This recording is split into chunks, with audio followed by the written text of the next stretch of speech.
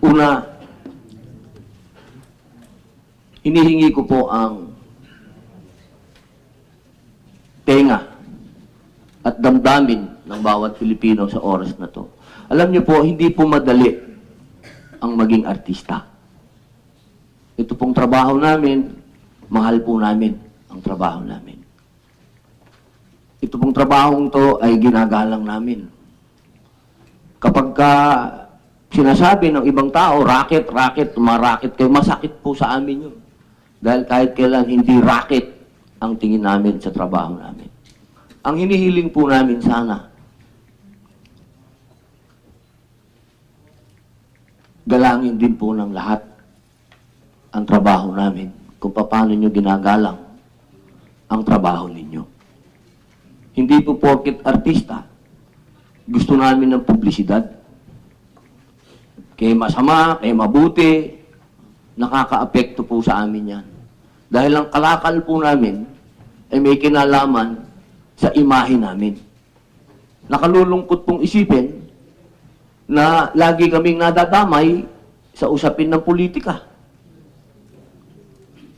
Katulad po ng ganap na ito, naaawa po ako sa mga artista. Kasi ako, banatan ako kaliwat kanan ngayon, okay lang eh. Pumasok ako sa politika eh. Hindi ka pwedeng balat sibuyas dito. Pero yung artista na maiipit sa gitna ng politika at marami pang mga kwento-kwento, alam ninyo, sa panahon ng Pangulong Rodrigo Roa Duterte, kahit kailan, hindi pinag-initan ng mga artista. So, totoo lang, kahit nagkaroon ng drug war, pinangalagaan ang reputasyon ng mga artista. Sana, sa pagkakataong ngayon, isipin din ng lahat na trabaho ang pag-aartista, hindi ito racket, imahe. Nabubuhay kami sa magandang imahe. Ang trabaho pumapasok sa amin dahil sa magandang imahe. Ang pakiusap namin, huwag sanang magkaroon ng kulay politika. Huwag naman. I-save naman ninyo yung mga artista, hindi naman yan laruan. Kapag kami namatay na artista, binibidyo pa ng pulis. Pambihira. As ilalabas sa internet, ilalabas sa social media, ano ba yun? Tao din yun, tao din kami.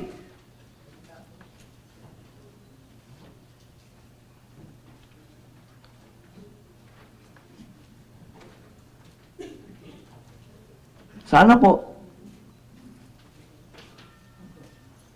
konting, kahit sabi nga ni FPJ, kahit konting pagtingin. Yun lamang po. Maraming salamat po, Senator Bato.